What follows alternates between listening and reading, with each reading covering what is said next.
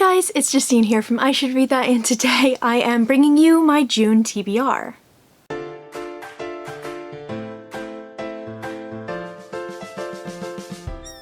So before we get started, I just really quickly wanted to use this video because my TBRs, my wrap-ups, and my book hauls tend to get the most engagement and the most views to highlight some petitions, donations, and other ways to help the current situation in the US, because I'm filming this just after the murder of George Floyd at the hands of police officers in the United States. There are protests happening, there are people being arrested, there's a lot of anger, and it is time to step up and support the Black community, especially for non-Black people and really for white people. We really need to use this opportunity to speak up and to help out. And I am currently not in the United States, I'm in the UK, and I know that a lot of people who watch this channel are also not based in the United States. So if you're feeling helpless, if you want to help, if you want to do something, you can go ahead and check out some of those links below. Also, if you have any additional links that you want to provide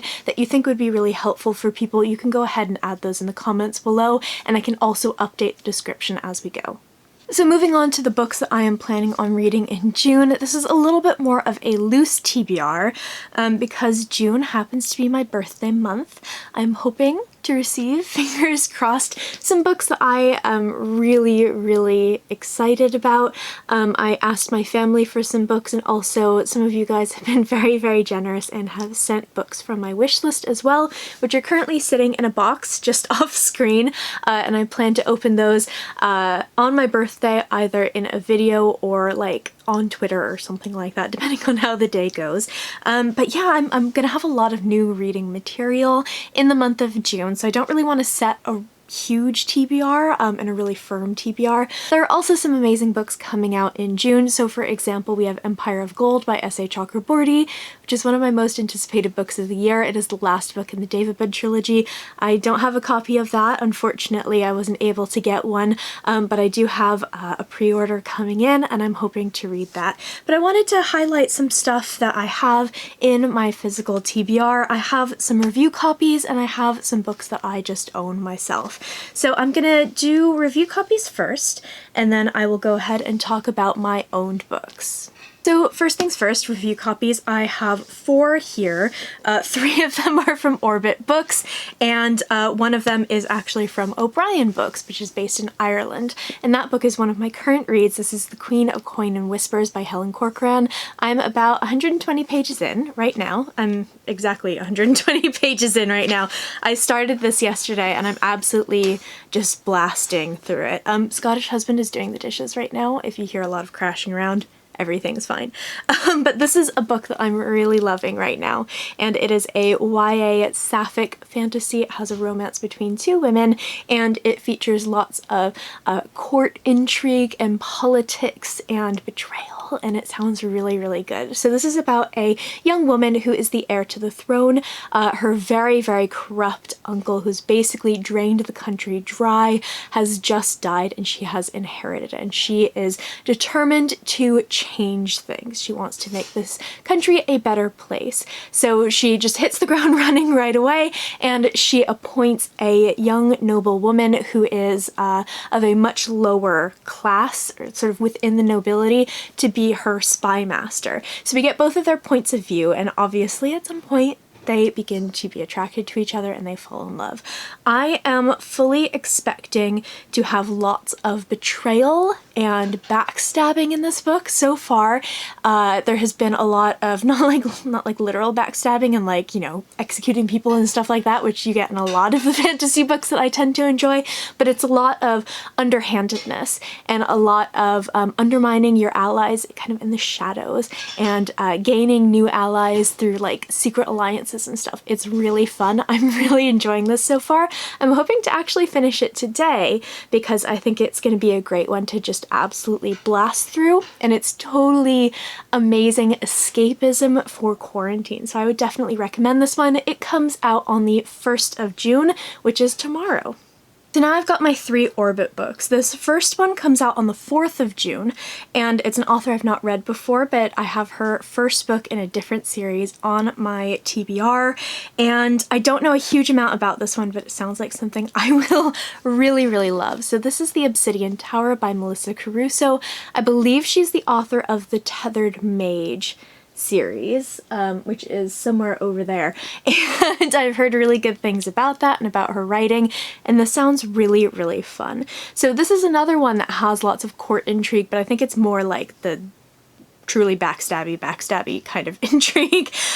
So it says here, from Tasha Suri, I am a total sucker for blurbs as a classic, breathtaking adventure that will thrill and delight any fantasy fan. So I'm very, very excited for this. This sounds like it's going to be really in that kind of classic vein of fantasy with lots of magic and high fantasy and politics and secrets and lies, and it sounds amazing. So where Queen of Coin and Whisper doesn't really seem to have any magic at all, this seems like it's going to be like super magic-y, super high fantasy, and it sounds great. I think it's the beginning of a trilogy, which is very, very exciting, and I'm really looking forward to this. I think that she is awesome on Twitter. I think I really should have checked all of this. I think she did a thread a long time ago about fighting in ball gowns, which is like amazing. And she's been on my radar ever since then. So it's high time I read one of her books, and I think this will be the first one. Next up from Orbit Books is a book that doesn't come out until September, but I'm really excited to read anyway. I'm going to try to make time for it this month, but if not, I'm not hugely fussed because there's lots and lots of time before it does come out. But this is The Bone Shard Daughter by Andrea Stewart. This is a debut fantasy novel, and I'm really excited to read this. I was completely captivated by this book from the moment that they announced that they had acquired it. So I've been waiting to get my hands on a copy of this for ages, and I'm so pumped to read this. So this follows a girl named Lynn, and Lynn is, I believe she's the daughter of the Emperor, and he will not name her as his heir because I believe she either does not show an affinity for this particular kind of magic, or she's just flat out not good enough at this particular kind of magic, which protects the Empire. It's bone shard magic, and it creates these incredible animal constructs that help sort of maintain law and order within the land. So she has determined that she is going to become a master of this kind of magic in secret. The rebellion is sweeping across the land, and when it reaches the gates of the palace, she has to decide how far she's going to go. So I've read the first chapter of this book, actually. I read it as soon as it came in because I wanted to kind of get a feel for it, and it's giving me a lot of the same vibes as The Wolf of Oren-Yaro in terms of atmosphere, which is great because I really love the atmosphere of that book. It's got kind of like the really gray fantasy lands kind of vibe to it. This sounds like it's going to be amazing. I'm really excited for it. I'd like to read it this month, but as I say, I have lots of time if I don't manage to fit it into my TBR. And the last book that I have from Orbit is one of my most anticipated books of the year. This is Once and Future Witches by Alex E. Harrow, who of course is the author of The 10,000 Doors of January, which was one of my favorite books of last year.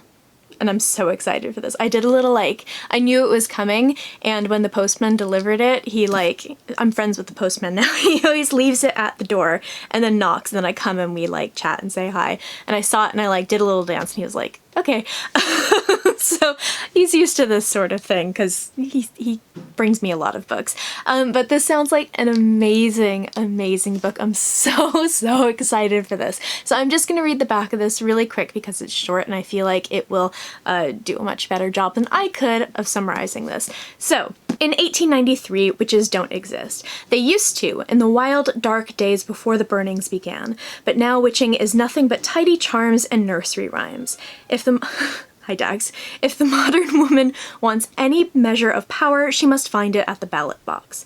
But when the 3 Eastwood sisters join the suffragists of New Salem, they pursue the forgotten ways that might turn the women's movement into the witches' movement. It sounds amazing. Historical fantasy, witches, suffragists. Sounds amazing. I'm really looking forward to this. This doesn't come out until October 15th. So again, like The Bone Shard Daughter, if I don't read it this month, I'm not hugely fussed. However, I do have the majority of this week off because next Monday is my birthday. So I'm going to be off from... Dax is crawling into my lap. Let me move this. I'm going to be off of work from... Tuesday until Monday, and this is the book that I am definitely planning on reading during my week off. I'm very, very excited about this. With my familiar, of course she comes in during the witchy book. So for my next 3 books, these are all books that I own. They're on my owned TBR. One is brand new, 2 are backlist titles. She's crawling into my lap again. You never do this when I'm not filming. Anyway, 2 of these are from my backlist and 1 of these are new. One of them is for my family book club because my family is adorable and we decided we wanted to start a book club. We've been talking about it for a long time and quarantine seemed like the perfect time for it. So I'm working around a cat here. I'm really sorry. So that book is Circe by Madeline Miller. This is one that I'm very intrigued by because I feel like I'm either going to love it or I'm going to hate it. I don't know. I've not read any of her other books. I've not read The Song of Achilles, although I would really, really like to. I love Greek mythology. I, like many kids, was totally obsessed with it when I was little, and I'm very excited to read this. So this is, as far as I know, a feminist... Hi, Dax. A feminist retelling of Circe's story. She is a character in the Odyssey. I believe she is a witch who turns men into pigs, which is awesome. But yeah, this kind of fleshes out her story a little bit more, and I'm very intrigued by this. I'm really excited to read this. I don't know why I have this feeling I'm either gonna love it or I'm gonna hate it. We'll see. I know that one family member has read it and loved it, and another family member has read it and hated it. So I think this is going to be a divisive book club. I can update you guys on that in my June wrap-up. Next up is a book that I bought for myself as a birthday present. It was meant to actually come in June because they were out of stock of it, but I guess stock came in early and it arrived in May, so you'll see this in my book haul as well. But this is The House in the Cerulean Sea by T.J. Klein. I'm so excited to read this, you guys. This sounds like so much fun. It gives me some serious Diana Wynne Jones vibes, and she is, of course, the much, much beloved children's author, a British children's author who wrote Howl's Moving Castle, along with a million other books. And I really enjoy her writing, and I don't know why I get that vibe. Maybe someone like mentioned that it felt like her books, but I don't know. I'm really excited to read this because it looks like a very sweet, really kind of lighthearted fantasy book. So basically we follow a character. His name is Linus Baker, and he is a caseworker at the department in charge of magical youth. So he's 40, he lives in his little house with his cat and his records, and he lives a very kind of quiet life.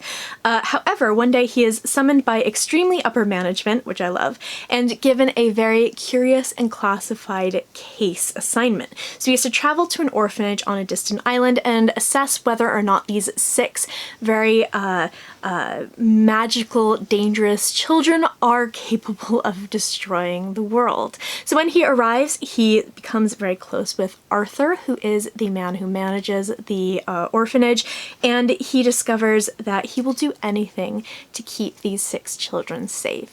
This sounds amazing, and this was not on my radar at all. I had never heard of it until my friend Sarah started talking about it, and she loves this book. So I'm really, really excited to read this. I think that this is going to be a just fantastic and beautiful fantasy escape for quarantine, and is just going to be wonderful. And the very last book on my TBR for the month of June is N.K. Jemisin's How Long Till Black Future Month. Really, it's any of N.K. Jemisin's other books that I haven't read, because as you will see in my May wrap-up, I finished her Broken Earth trilogy. I read The Stone Sky and The Obelisk Gate.